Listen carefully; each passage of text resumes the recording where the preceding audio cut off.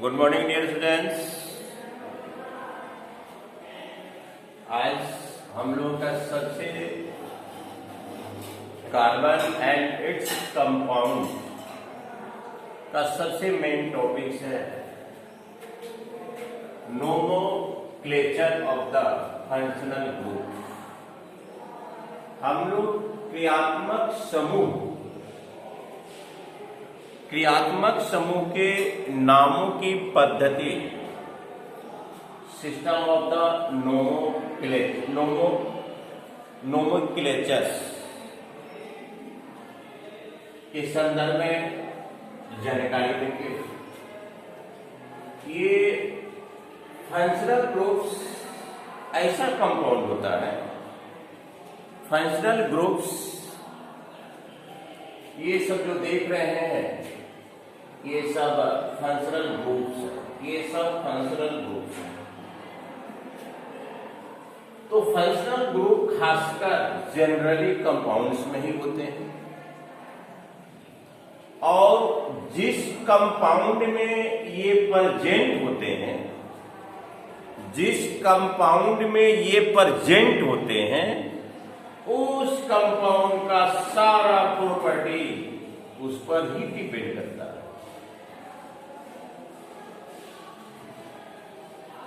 उस ग्रुप पर उस कंपाउंड के सारे प्रॉपर्टी डिपेंड करती है।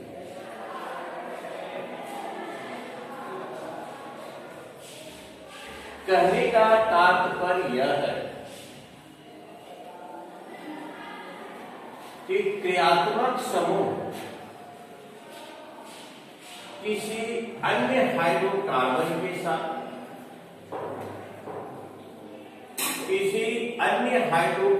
के साथ ऐड होकर एडिशन करके एक नए कंपाउंड को बनाता है और नया जो कंपाउंड होता है उसकी जो प्रॉपर्टी होगी उसके फंक्शनल ग्रुप पर ही होगा। और हर फंक्शनल ग्रुप से जो हमारे कंपाउंड्स बनते हैं, कंटिन्यूअस अगर कंपाउंड को हम बनाते चले, n बराबर 1 2 3 4, n बराबर 0 1 2 3, ये नंबर ऑफ कार्बन की संख्या को लेकर अगर कंटिन्यूअस कंपाउंड का अगर हम फॉर्मेशन करते हैं तो होमोजीनियस सीरीज प्राप्त होता है हर फंक्शनल ग्रुप्स का। और हर फंक्शनल ग्रुप में जो होमोजीनियस सीरीज प्राप्त होगा उसमें प्रायः कितने का अंतर होता है? दो कंटिन्यूअस कंपाउंड के बीच में CH2 का अंतर होता है। अगर उसके एटॉमिक मास, अगर उसके मोलर मास का हम लोग कैलकुलेशन करते हैं तो वह एसेंडिंग ऑर्डर में आपको मिलेगा।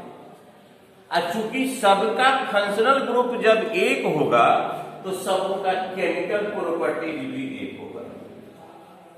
तो डियर स्टूडेंट्स, आज हम लोग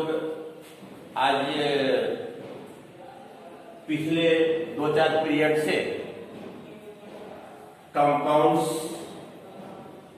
के संदर्भ में चर्चा करते आ रहे हैं, लेकिन इसको टेबुलेशन इसलिए कर दिया कि आप लोग जब भी अगर सेल्फ स्टडी करते हैं या इस चार्ट को जहां पढ़ते हैं, अगर वहां पर फ्रंट में एडजस्ट कर देते हैं तो आप इसके प्रति इतने अभ्यस्त हो जाएंगे कि शायद किसी भी कंपाउंड का पहचान करने में सक्सेस हो जाएंगे कि यह किस ग्रुप का है, इसका जनरल फॉर्मूला क्या होगा, इसके अंत में कौन सा प्रत्यय लगेगा। जैसे मान लिया जाए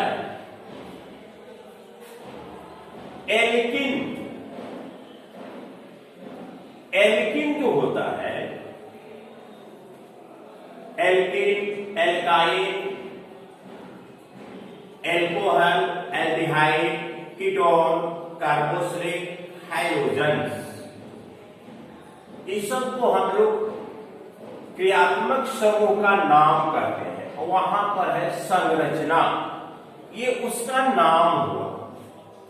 जैसे एल्किन का अगर बात करते हैं तो डियर स्टूडेंट्स, दो कार्बन के बीच में डबल बॉन्डेशन है और जहां सिंगल स्टेट लाइन दिया हुआ है, कहने का मतलब हाइड्रोजन एटम से या अन्य एटम से वह क्या करेगा, शेयरिंग करके अपने ऑक्टेंट को पूरा करेगा। वह शेयरिंग करके अपने ऑक्टेंट को पूरा करेगा, डबल बॉन्डेशन। तो डबल एल्किन ग्रुप के सदस्यों में कम से कम दो कार्बन के बीच में, कम से कम दो कार्बन के बीच में डबल बॉन्डेशन होता है और शेयरिंग करके अपने ऑक्टेंट को पूरा करता है। अगर वह एल्किन है तो एल्केन बनाने का प्रयास करता है, जिसको एडिशन रिएक्शन कहते हैं, योगशील अभिक्रिया कहते हैं, जिसको कि हम लोग एडिशन, अगर ये मान लिया जाए एल्किन का एक एग्जाम्पल जैसे C2H4, तो अगर C2H4 में उसका एडिशन, उसमें H2 का एडिशन किया जाए तो C2H6 बनेगा, जिसको कि हम लोग एल्केन श्रेणी का सदस्य कहते हैं।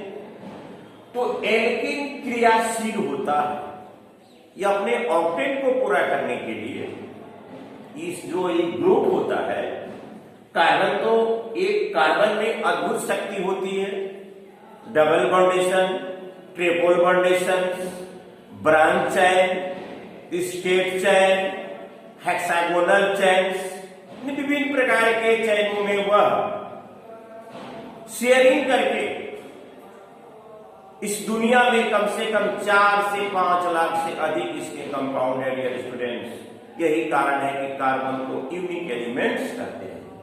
अब देखिए एल्किन, इसके अंत में इन प्रत्यय लगा रहता है, इसके अंत में इन प्रत्यय, और इसकी जो शुरुआत होती है member of the alkene group compounds, member of the alkene groups compound की जो शुरुआत होती है उसमें हम लोग शुरू करते हैं, इसका जनरल फॉर्मूला हुआ CnH2n,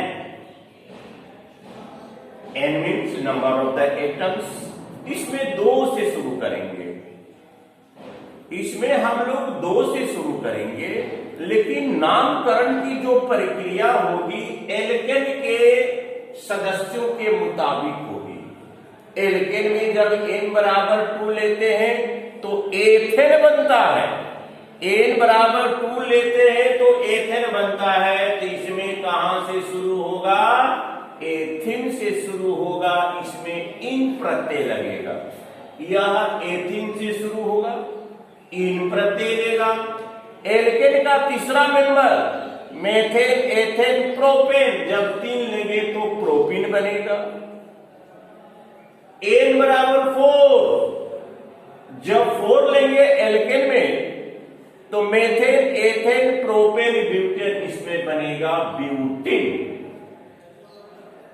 और इसका पहला मेंबर एथीन होता है, दूसरा मेंबर प्रोपीन होता है, n बराबर 1 नहीं होता है।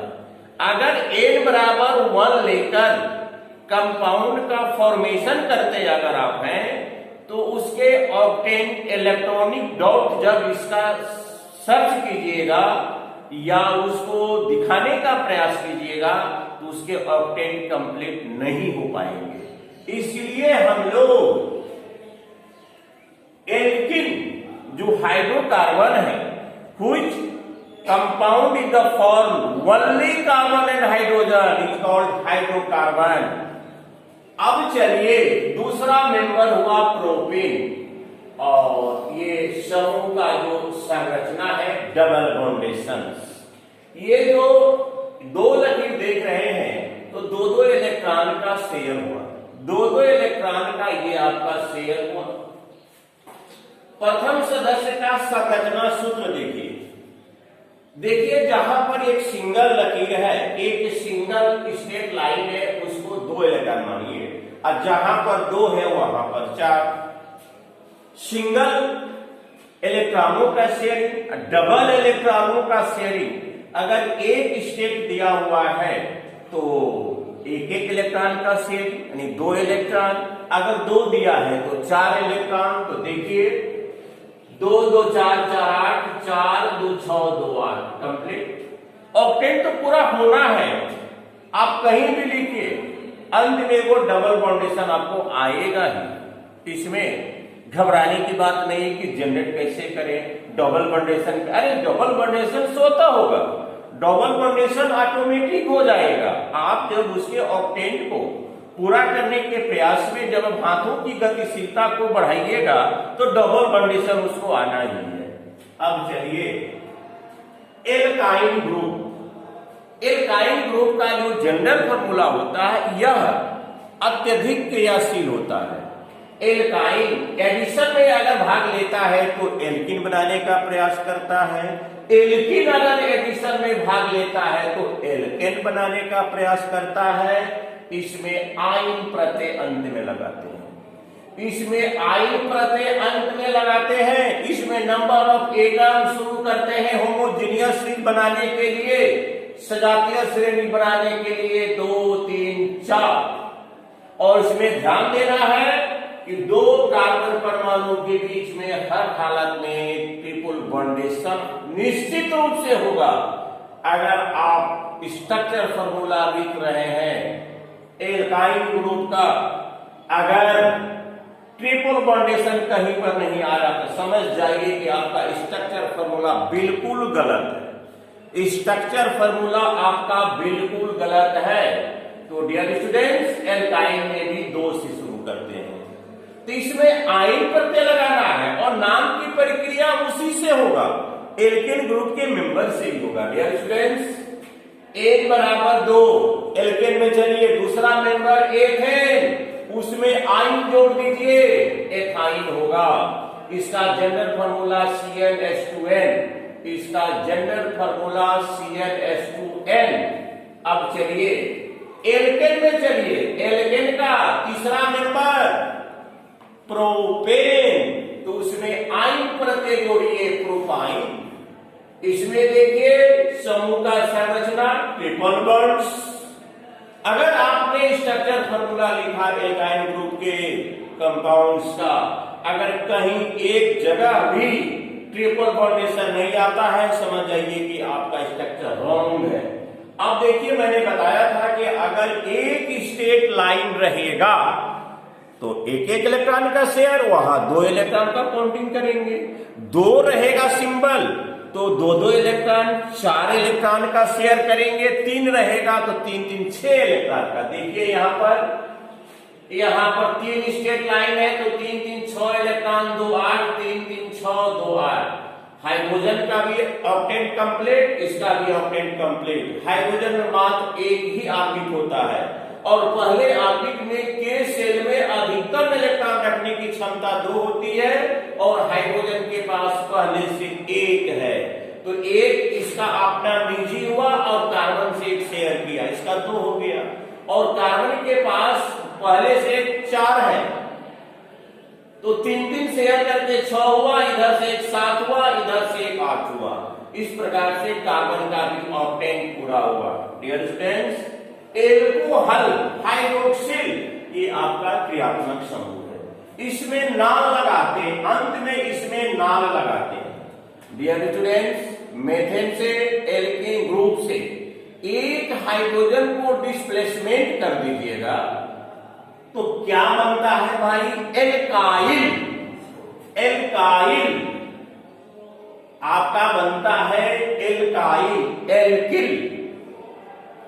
एक हाइड्रोजन को डिस्प्लेसमेंट करने के बाद तो एल्केन का जो फॉर्मूला होता है CnH2n+2, लेकिन एक हाइड्रोजन को डिस्प्लेसमेंट कर देंगे तो यहां 1 लिखेंगे और जो हाइड्रोजन डिस्प्लेसमेंट हुआ उसके जगह पर OH हाइड्रोक्सिल क्रियात्मक समूह को एडिशन कर देंगे, ऐड कर देंगे, तो वह क्या बनेगा भाई?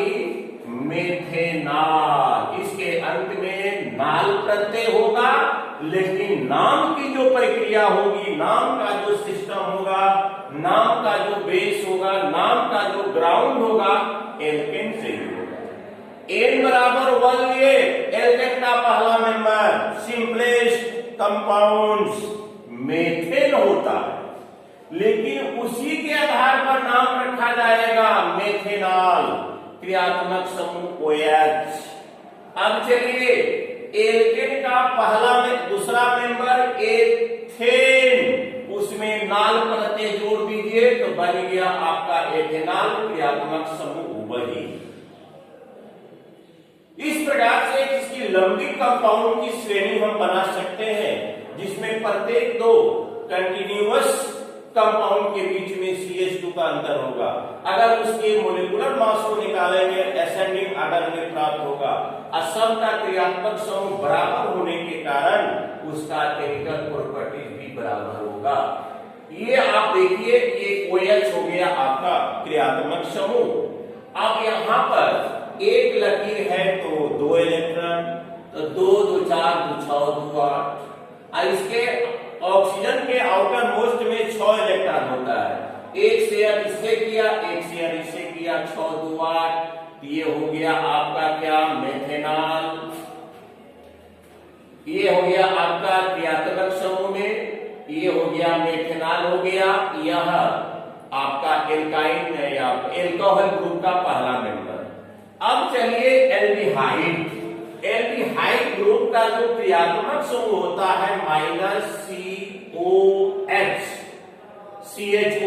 CHO भी आप इसे लिख सकते हैं।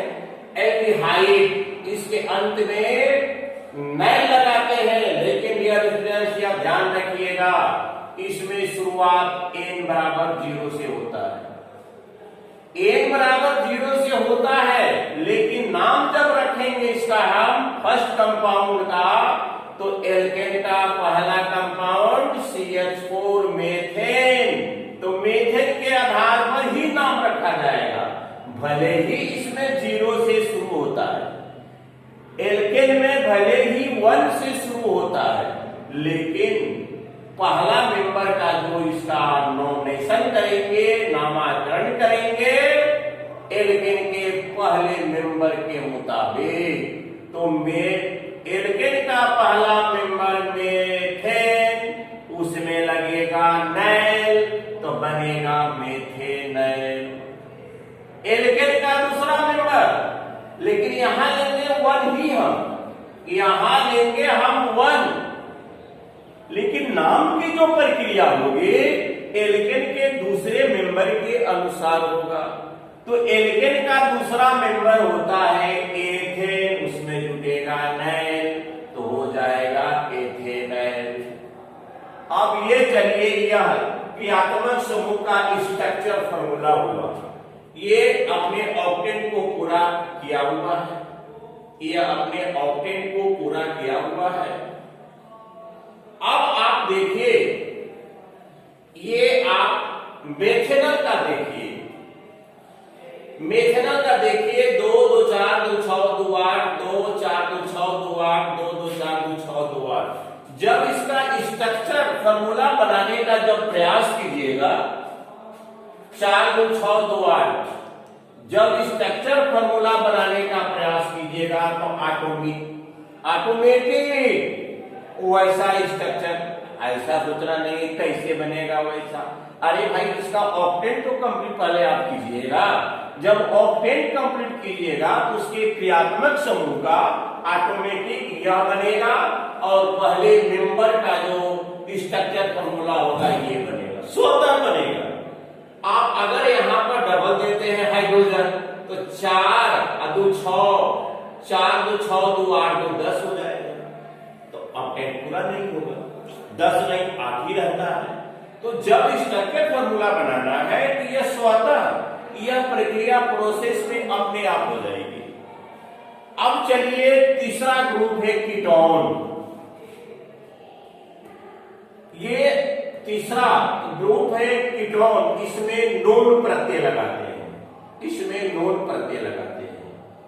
लेकिन dear students, CnH2n plus 1 into CO, इसको हम लोग जनरल फॉर्मूला कहते हैं, और CnH2n प्लस 1 को कैपिटल R द्वारा भी सूचित करते हैं, कैपिटल R द्वारा भी सूचित करते हैं। तो मान लिया जाए कि कीटोन ग्रुप के पहले भी n बराबर हम 1 लिए और कीटोन ग्रुप के बाद में भी n बराबर 1 लिए, तो CH3 बना, CH3 बना, अब बीच में हो गया कीटोन, तो 2 को मेथिल हो गया, एल्किल ग्रुप, 2 को हो गया मेथिल, तो जहां 2 मेथिल आएगा तो डाई जोड़ेंगे, dimethyl ketone, dimethyl ketone. अब आपके मन में प्रश्न यह उठता होगा कि सर यहां प्रोपेनोन क्यों लिखा गया है? आपके मन में यह प्रश्न उठता होगा कि सर यहां प्रोपेनोन क्यों लिखा गया है? आप यह भी कह रहे हैं कि dimethyl ketone. Dear students, how many carbon atoms are in compound? 1 2 3 carbon compound. तो एल्केन ग्रुप में 3 कार्बन वाला कौन है? प्रोपेन। तब प्रोपेन में नोन जोड़ दीजिए, प्रोपेनोन। अब इसमें चलिए, n बराबर 1 लिए, इसमें n बराबर 2 लिए, n बराबर 2 लिए तो C2H5, और अंत में लिए n बराबर 1 तो CH3। यह हो गया मेथिल, ये हो गया एथिल। एथेन से, एल्केन ग्रुप से एक हाइड्रोजन को हटा देने के बाद जो रिमेनिंग कंपाउंड बचता है उसको एल्किल मूलक कहते हैं, एल्किल रेडिकल कहते हैं। तो यहां पर हो गया एथिल, यहां पर हो गया मेथिल। अब दोनों सेम नहीं है, यहां दोनों सेम था तो डाई जोड़े, यहां दोनों सेम था तो डाई जोड़े, यहां पर दोनों सेम नहीं है, हम डाई नहीं जोड़े। क्या जोड़ेंगे भाई? Ethyl methyl ketone, ethyl methyl ketone. अब कहिएगा फिर कि सर यहां पर ब्यूटेन एंटर क्यों लिखे? अब देखा जाए इस कंपाउंड में कार्बन की मात्रा क्या है, इस कंपाउंड में कार्बन की संख्या क्या है? तो 2 यहां पर, 3 4 कार्बन परमाणु वाला एल्केन में कौन है dear students? Methane, ethane, propane, butane. तो ब्यूटेन में जोड़ दीजिए नोन, तो बन गया ब्यूटेनोन। तो एथिल मेथिल कीटोन भी लिख सकते हैं। ये आपका हो गया क्रियात्मक समूह का स्ट्रक्चर फार्मूला, और ये हो गया पहला मेंबर का स्ट्रक्चर फार्मूला।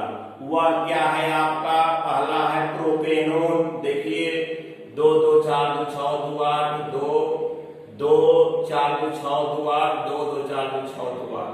जब इसका स्ट्रक्चर बनाइएगा तो आपको सोचने की आवश्यकता नहीं है कि इसका स्ट्रक्चर कैसे बनेगा।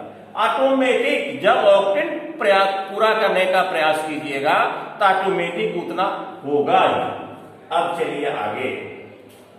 अब है हमारा C-COOH कार्बोक्सिलिक अम्ल।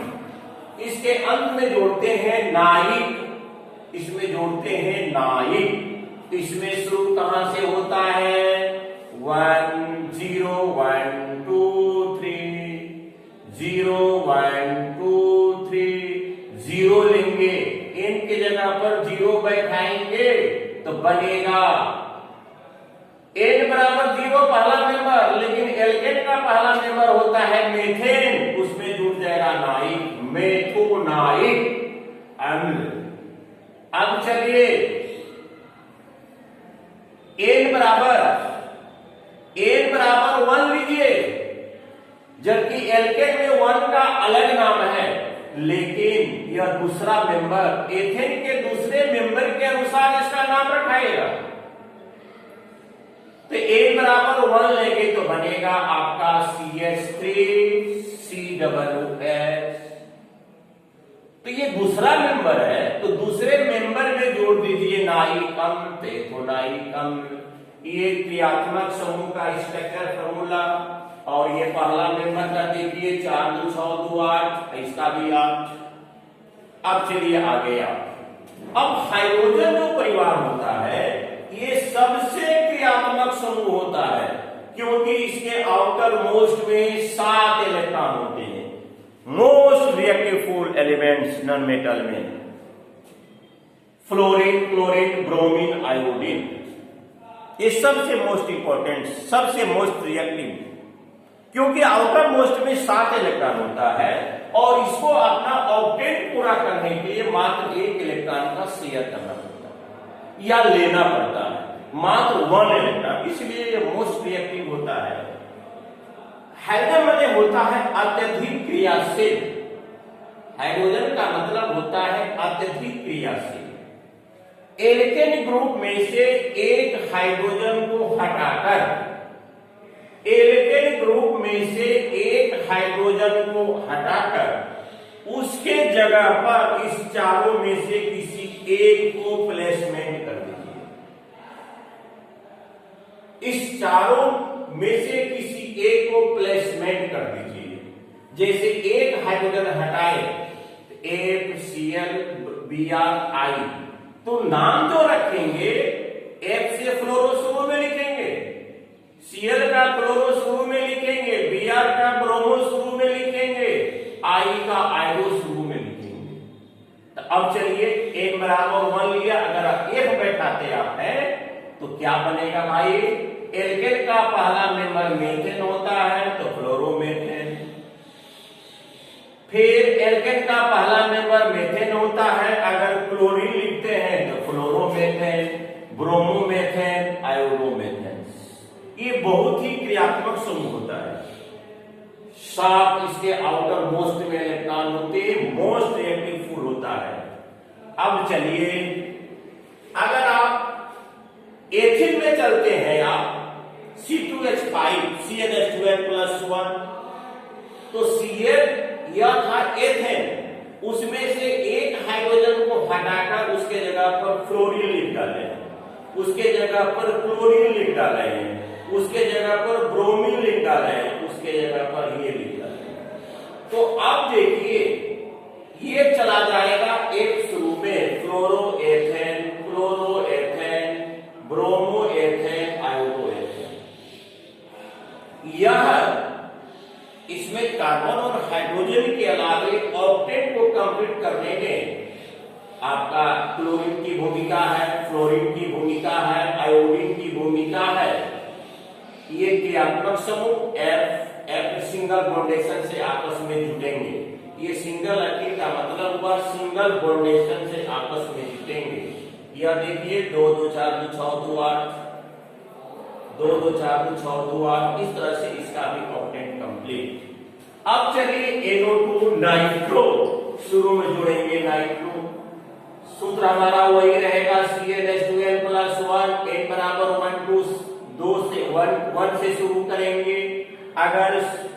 अगर हम एक हाइड्रोजन को हटाकर NO2 बैठा देते हैं तो नाइट्रोमेथेन, नाइट्रोएथेन, ये इसका क्रियात्मक समूह आपका ये हुआ, इसका मेंबर ये हुआ।